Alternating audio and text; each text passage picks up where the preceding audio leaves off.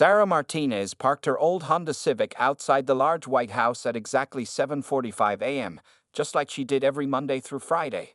The morning sun cast long shadows across the perfectly trimmed lawn of the Winters family home, located in one of the city's most expensive neighborhoods. As a nanny of 15 years, Sarah had worked in many beautiful houses, but something about this one felt different today. She adjusted her dark hair in the rearview mirror and grabbed her worn leather bag from the passenger seat.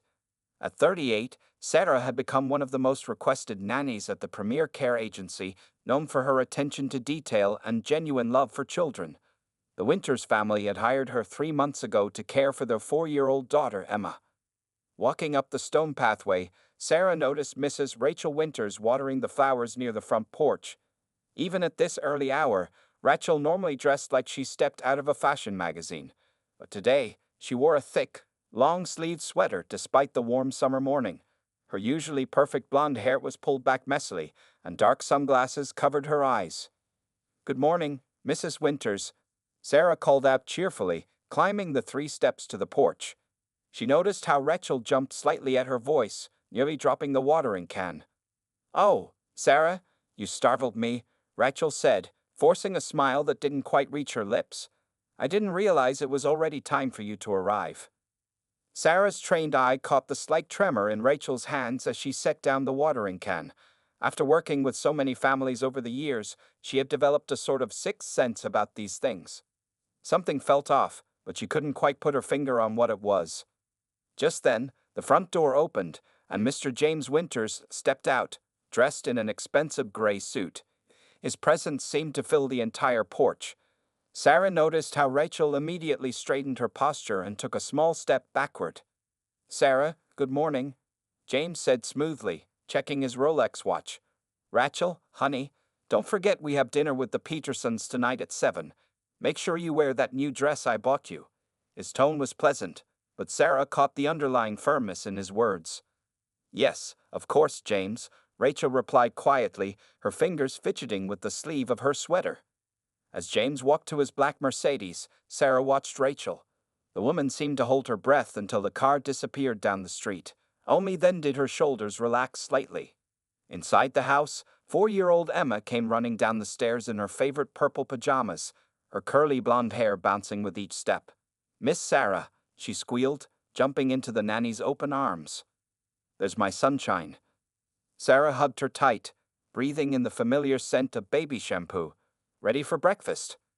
While Sarah helped Emma with her morning routine, she kept noticing unusual things. The normally spotless house had dishes in the sink, very unlike Rachel, who was usually meticulous about cleanliness. A broken picture frame lay face down on the hallway table, and Rachel's favorite vase was missing from its usual spot by the window. During breakfast, Emma picked at her cereal, unusually quiet. "What's wrong, sweetie?" Sarah asked, sitting beside her at the kitchen island. Emma glanced toward the living room where her mother sat, then whispered, "Mommy was crying last night. Daddy's voice got really big again." Sarah felt her stomach tighten. She had heard similar words from other children in her career, and they never meant anything good. She watched as Rachel moved around the living room, noticing how she winced when reaching for a book on the high shelf. Later that morning, while Emma played with her blocks, Sarah saw Rachel trip slightly on the carpet. Her sunglasses slipped, revealing what looked like dark shadows under her eyes, shadows that makeup couldn't quite hide. Sarah's mind went back to her training sessions about recognizing signs of trouble in families. The sudden change in Rachel's clothing choices, the jumpy behavior, the unusual mess in the house, Emma's comments about crying and loud voices, all of these pieces were starting to form a disturbing picture. As she helped Emma build a tower with her blocks, Sarah made a mental note to pay closer attention in the coming days. Sometimes she knew the most important part of being a nanny wasn't just caring for the children. It was noticing when something wasn't right in the home. And right now, her instincts were telling her that something was very wrong in the Winters household. A week had passed since Sarah first noticed the changes in Rachel Winters.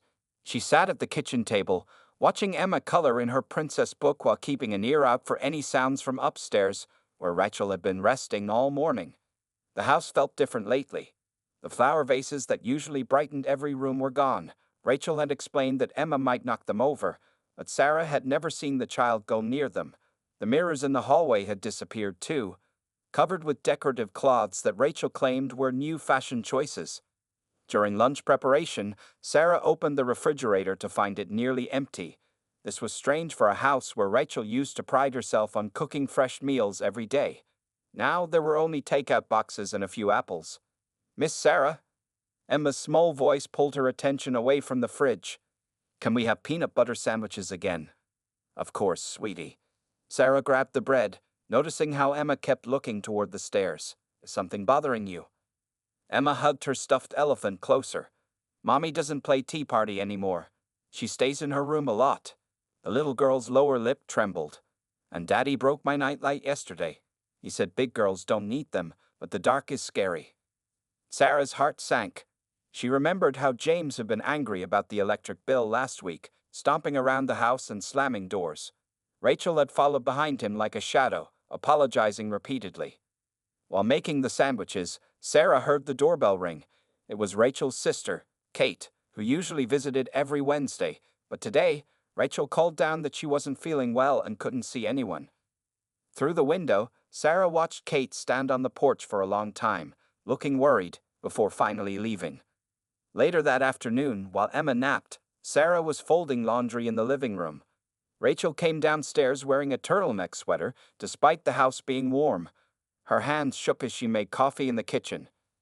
"Mrs. Winters," Sarah said gently, "I noticed we're low on groceries. Would you like me to pick some up after work?"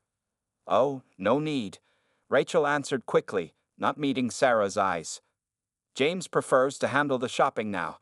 He says I spend too much money on unnecessary things." Sarah remembered how Rachel used to buy fresh flowers every week and special treats for Emma. Now, the house felt bare, like all the joy had been slowly drained from it. The washing machine beeped, and the morning started like any other, but it would become the day that changed everything. Sarah arrived at the Winters' house to find the kitchen in chaos. Coffee was spilled across the counter, broken pieces of a mug scattered on the floor. "Oh, Sarah," Rachel said, trying to clean up with shaking hands. "I'm so clumsy these days. Just dropped my coffee, that's all." Sarah noticed Rachel was wearing a silk scarf around her neck, something she had never done inside the house before. As they both bent down to clean the mess, Sarah caught a glimpse of dark marks peeking out from under the scarf. "Let me help you," Sarah said, grabbing paper towels. As she reached for a particularly large piece of broken mug, her hand accidentally brushed against Rachel's arm. The touch made Rachel gasp in pain and pull back quickly. That's when it happened. The sleeve of Rachel's blouse slipped up, revealing what she had been trying so hard to hide. Dark purple bruises covered her forearm, some fresh and others turning yellow with age. There were marks that looked like fingerprints wrapped around her wrist. Their eyes met. For a moment, time seemed to stop. Rachel's face went pale as she quickly pulled her sleeve down, but it was too late. Sarah had seen everything. I bumped into the door," Rachel stammered, her voice trembling. "I'm just so clumsy lately." Tears started forming in her eyes. "Mrs. Winters," Sarah said softly, "doors don't leave fingerprints." Rachel's carefully built wall crumbled. She sat down hard on the kitchen floor, her shoulders shaking with silent sobs. Sarah quietly closed the kitchen door, knowing Emma was still asleep upstairs. "How long?" Sarah asked gently, sitting next to Rachel. 2 years, Rachel whispered, her voice barely audible. "It started after his big promotion. The stress, he says. He always apologizes after." Her words trailed off as more tears fell. Sarah looked around the kitchen, seeing it with new eyes. The missing knife block that Rachel had said was being sharpened. The phone that was now kept in James's study instead of the kitchen. The new security cameras that James had installed to keep the family safe. "He's getting worse," Rachel continued, her words coming faster now. "Last night, he was angry about a work email. He said I shouldn't have answered the door when his colleague stopped by. Said I was trying to embarrass him." She touched her scarf unconsciously. Sarah's heart pounded as Rachel slowly removed the silk scarf. Dark bruises circled her neck, explaining why she had been speaking so softly lately. "Does anyone else know?" Sarah asked, though she already suspected the answer. Rachel shook her head. "He said he'd take Emma away if I told anyone.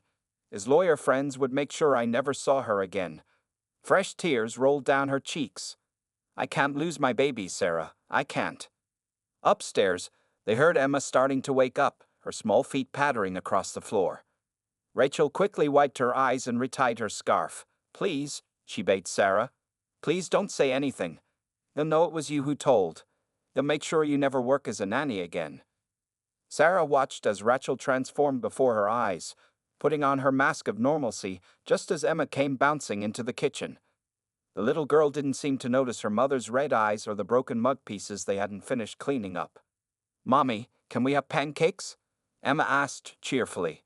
Of course, sweetheart, Rachel answered, her voice steady now despite her trembling hands. As Sarah helped make breakfast, her mind raced. The signs she had noticed over the past weeks now made terrible sense. The cancelled family outings, the mysterious accidents, the way Rachel never answered her phone anymore, the growing fear in Emma's eyes whenever her father's car pulled into the driveway. Sarah knew she had to do something, but Rachel's fear was real. James Winters was a powerful lawyer with influential friends. One wrong move could make things worse for both Rachel and Emma. As she watched mother and daughter eat breakfast, Sarah made a silent promise. She would find a way to help them, no matter what it took. The only question was, how to do it without putting them in more danger. That night, Sarah couldn't sleep. She lay in her small apartment, staring at the ceiling fan as it spun slowly above her bed. The image of Rachel's bruises kept flashing in her mind, along with Emma's innocent face at breakfast. Rolling over, she grabbed her phone from the nightstand and opened the notes she had been keeping. For the past 3 weeks, she had documented everything. August 15, Rachel wearing scarf indoors. Visible bruises on neck. August 12, broken coffee mug incident. Bruises on arms. August 10, James yelling about phone bills. Emma crying. August 8, Rachel's sister not allowed to visit. Sarah sat up and turned on her bedside lamp.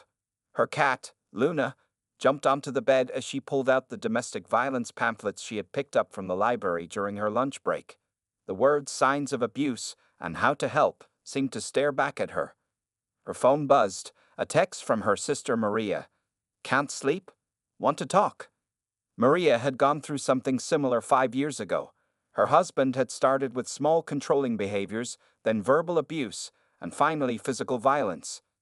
Sarah remembered feeling helpless back then, watching her sister suffer until things got so bad that Maria ended up in the hospital. I keep thinking about Emma, Sarah texted back. She's the same age you said Tommy was when things got really bad with David. Maria's response came quickly. You need to do something, Sarah. I know it's scary, but that little girl needs help. Both of them do. Sarah walked to her kitchen and made some chamomile tea, her mind racing. James Winters wasn't just any abusive husband. He was a powerful lawyer with connections throughout the city. He had already threatened to ruin Rachel's chances of keeping Emma if she told anyone. Opening her laptop, Sarah began researching. She found the website for the local domestic violence shelter and read about their confidential services. They had a 24-hour hotline, but would Rachel even be able to call? James checked her phone regularly now. As she scrolled through the information, Sarah remembered something else. 2 days ago, while cleaning Emma's room, she had found a drawing hidden under the bed. It showed 3 figures. A tall, angry red one that Emma said was Daddy, a blue crying one that was Mommy, and a small purple one hiding behind a door that was Emma herself. Sarah's hands shook as she picked up her phone again. According to the domestic violence website, she could report suspected abuse anonymously. But would that make things worse? James might guess it was her and retaliate against Rachel. She opened her work email and saw a message from her nanny agency about their mandatory reporting policy. As a child care worker, she was legally required to report any suspected abuse of children. But what about Rachel? The policy didn't cover adult victims. The clock on her wall showed 2:30 a.m. In just 5 hours, she would be back at the Winters house, pretending she didn't know what was happening behind closed doors. How could she look Emma in the eyes and act like everything was normal? Sarah remembered the terror in Rachel's voice when she had begged her not to tell anyone. They'll take Emma away. They'll destroy your career. The threats felt very real, knowing James's connections in the legal system. But then she thought about her sister Maria, who had almost died because everyone was too afraid to step in. She thought about Tommy, who still went to therapy to deal with the trauma of witnessing abuse. Opening her notebook again, Sarah began making a plan. She would need to be smart about this. One wrong move could put Rachel and Emma in more danger. She wrote down her options. 1. Call the domestic violence hotline for professional advice. 2. Document everything with dates and times. 3. Take pictures when possible. 4. Find out which judges might handle a domestic case. 5. Research local women's shelters. 6. Learn about emergency custody orders. The sun was starting to rise when Sarah finally made her decision. She couldn't live with herself if something happened to Rachel or Emma, and she had done nothing to stop it. The question wasn't whether to act anymore.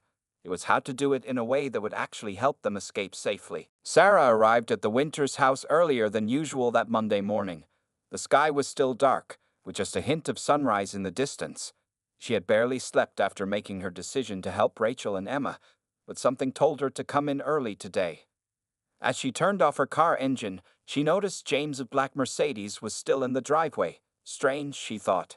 He usually left for work by 6:30 a.m., but it was already 7 o'clock a.m. The moment Sarah stepped out of her car, she heard it. A loud crash came from inside the house, followed by the sound of breaking glass. Her heart started racing when she heard Emma crying from her second-floor bedroom window. "You think I didn't see the way you were talking to him?" James' voice boomed, loud enough to be heard outside. "My own client, Rachel. You were flirting with my client." Sarah's hands shook as she pulled out her phone. She had saved the domestic violence hotline number, but this felt different. This was happening right now. Another crash, the sound of something heavy hitting a wall. Rachel's muffled voice begging, "Please, James, I wasn't." Emma can hear. Sarah ran to the front door, her key fumbling in the lock. Inside, the usually perfect house was in chaos. A broken vase lay scattered across the hallway floor. Picture frames hung crooked on the walls. Upstairs, Emma's cries grew louder. "Mommy! Mommy!" Sarah rushed up the stairs, her heart pounding. She could hear the struggle coming from the master bedroom. The door was closed, but she could see Emma standing in her doorway, clutching her stuffed elephant, tears streaming down her face. "Get in here, sweetie," Sarah whispered, quickly pulling Emma into her room and closing the door. She held the crying child close, trying to cover her ears. Through the walls, they could hear James's voice getting louder. "Look what you made me do. This is your fault. If you've had just..." A scream cut through his words, followed by a thud that shook the floor. Emma buried her face in Sarah's shirt, sobbing harder. Sarah's training kicked in. This wasn't time for doubt anymore. She pulled out her phone with trembling hands and dialed 911. 911, what's your emergency? "I need help at 1542 Oak Lane Drive," Sarah whispered, still holding Emma. "There's domestic violence happening right now. I'm the nanny, I'm upstairs with the child, but the mother is in danger. Please hurry." "Is the attacker armed?" the dispatcher asked. Before Sarah could answer, they heard Rachel cry out in pain again. Sarah couldn't tell if James had a weapon, but she knew they couldn't wait. "I don't know, but he's hurting her right now," Sarah said, her voice shaking. "He's a lawyer, James Winters. Please send help quickly." "Units are on their way," the dispatcher assured her. "Stay on the line with me. Is the child safe?" "Yes, I have her with me in her room. The door is locked." Sarah stroked Emma's hair, trying to keep her calm while listening to the horrible sounds from down the hall. "You worthless." James's voice got cut off by what sounded like another slap. Sarah felt sick to her stomach. The 3 minutes it took for the first police siren to be heard felt like hours. Emma jumped at the sound, and Sarah held her tighter. "It's okay, sweetie," she whispered. "Help is coming. Everything will be okay." They heard James swear loudly, followed by heavy footsteps rushing down the stairs. The front door slammed. Through Emma's window, Sarah watched James run to his car, but 2 police cruisers were already turning onto Oak Lane Drive. More sirens approached. Sarah stayed on the phone with the dispatcher, listening as police officers entered the house. She heard them calling out, "Police! Everyone stay where you are." Footsteps thundered up the stairs. A female officer's voice called out, "Is anyone up here?" "We're in here," Sarah responded, finally letting out the breath she'd been holding. "In Emma's room, and please check the master bedroom. Mrs. Winters is hurt." As Sarah held Emma and waited for the police to reach them, she knew that nothing would ever be the same after this morning. But for the first time in months, she felt hope instead of fear. They were finally getting help. The police officers moved quickly through the Winters house. Sarah sat in Emma's room, still holding the frightened child as Officer Lisa Martinez knelt in front of them. "I'm Officer Martinez," she said gently, showing her badge to Emma. "You're being very brave. Can you stay with your nanny while I check on your mommy?" Emma nodded, her small fingers gripping Sarah's shirt tightly. Through the open door, they could hear more officers arriving. Someone was calling for an ambulance. "Ms. Martinez," another officer appeared at the door. "We need your statement. Can you tell us what happened this morning?" Sarah took a deep breath, trying to keep her voice steady for Emma's sake. "I arrived early today, around 7 a.m. I heard shouting and things breaking inside.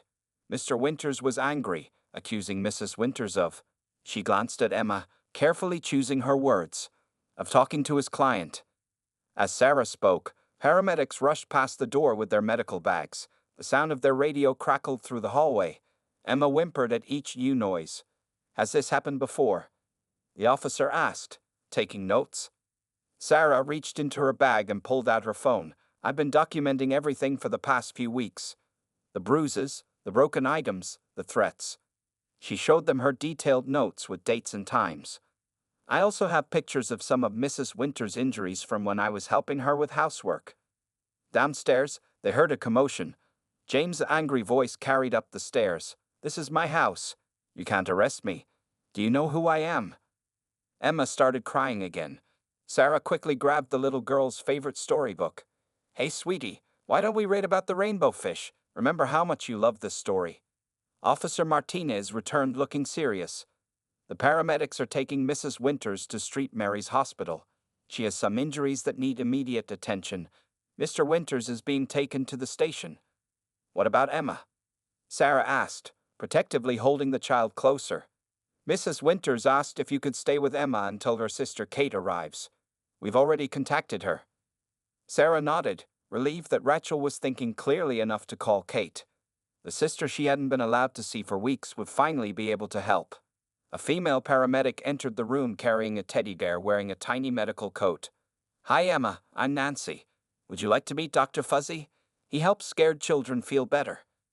Emma looked up cautiously, then reached for the bear. Sarah felt her relax slightly as Nancy talked softly about Dr. Fuzzy's special healing powers. More people arrived: social workers, domestic violence advocates, and finally, Kate, who rushed up the stairs with tears in her eyes. "I knew something was wrong," Kate said, hugging Sarah. "Thank you for calling the police. I've been so worried, but James wouldn't let anyone near her." The next few hours passed in a blur of activity. Sarah gave her official statement, sharing her documented evidence with the detectives. The domestic violence advocate, Maria Torres, explained that they would help Rachel get an emergency restraining order. "You did exactly the right thing," Maria assured Sarah.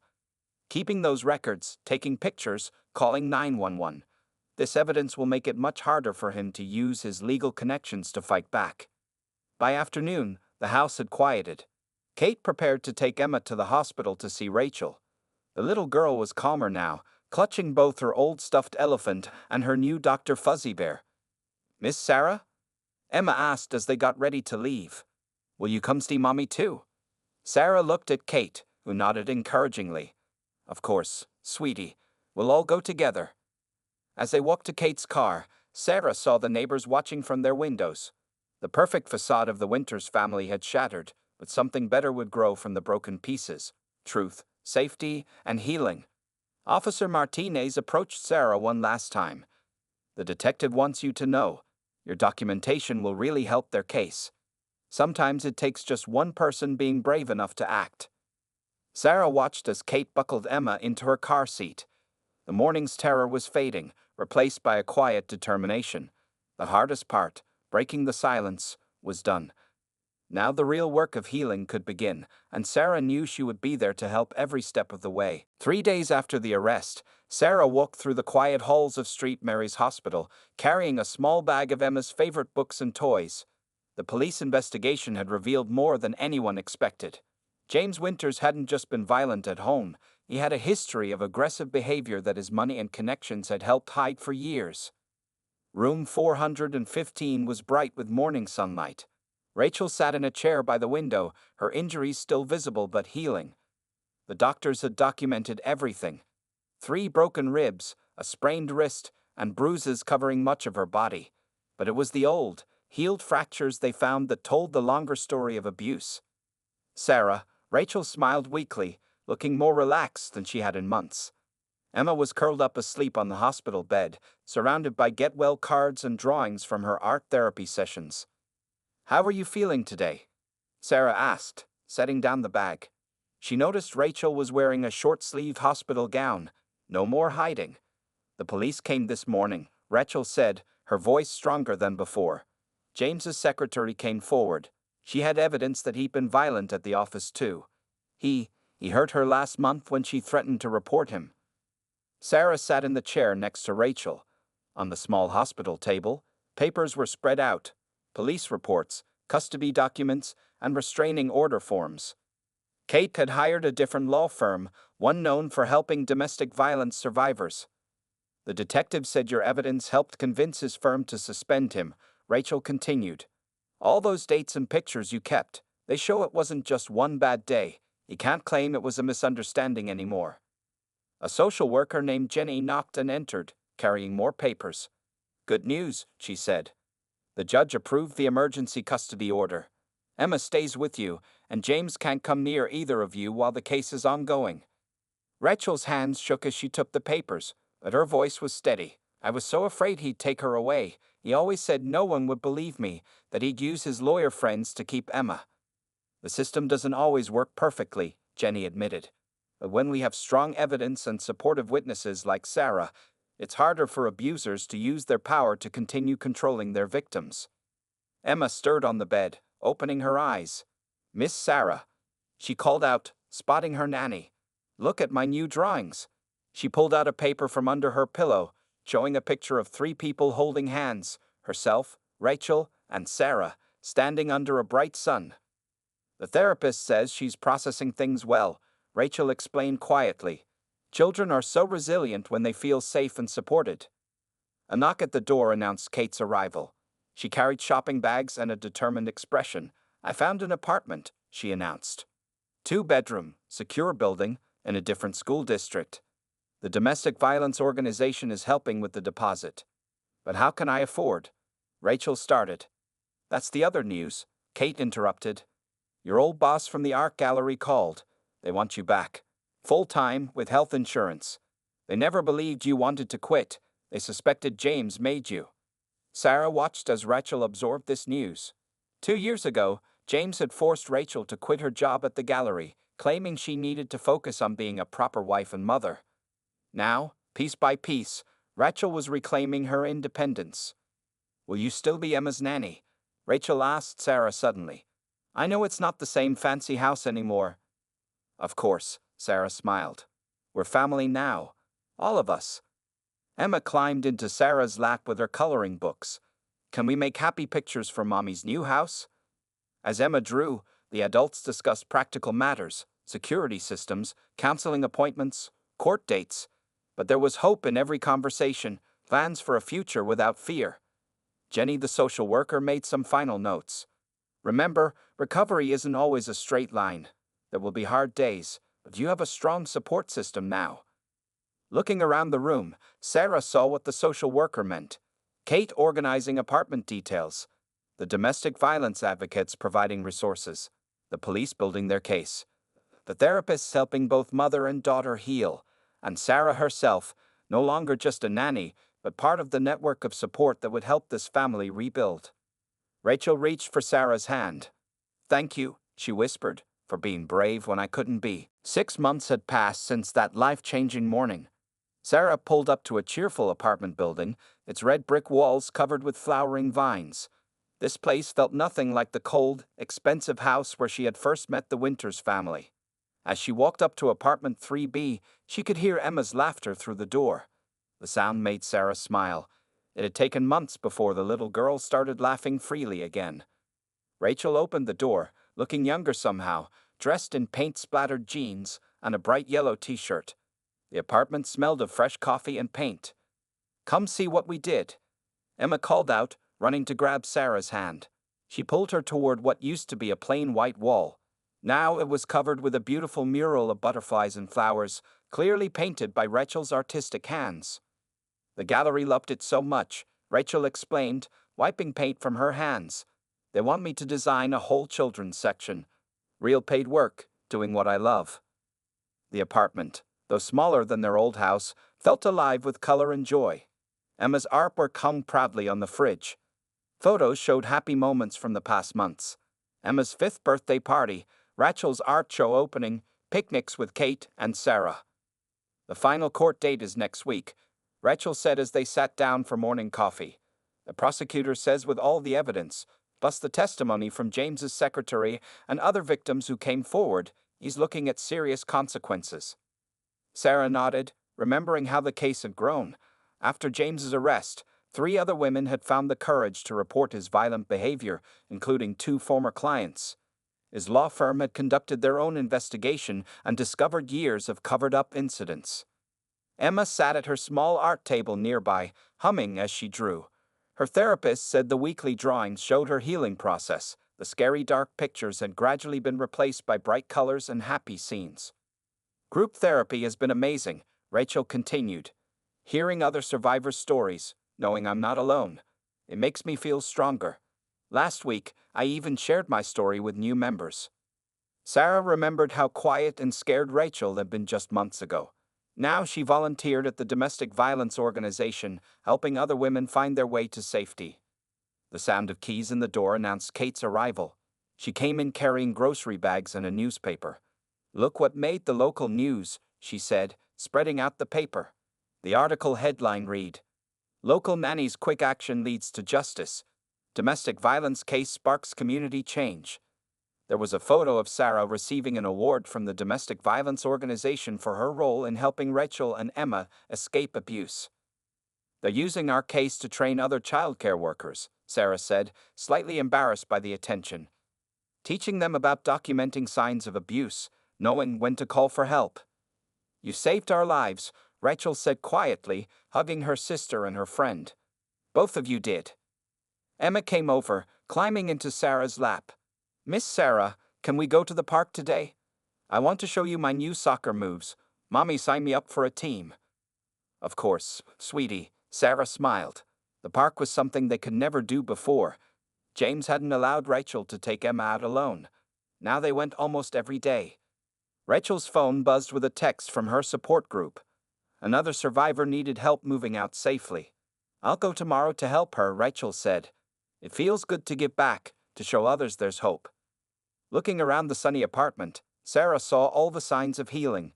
The emergency numbers were still posted by the phone, but now they were surrounded by happy photos and Emma's drawings. The security system was still in place. The door also bore a welcome wreath Rachel had made. "Sometimes I still have nightmares," Rachel admitted, "but then I wake up and remember, we're safe, we're free, and we're not alone." As they got ready to leave for the park, Sarah watched mother and daughter laughing together. The bruises had healed, but more importantly, their spirits had mended. They had built a new life, brick by brick, day by day, surrounded by love and support. Emma took both their hands as they walked outside into the bright morning sun. "We're like superheroes," she declared proudly. "We saved each other." Looking at their joined hands, nanny, mother, and child, Sarah knew Emma was right. Sometimes the biggest acts of heroism start with simply paying attention, speaking up, and reaching out to help someone in need.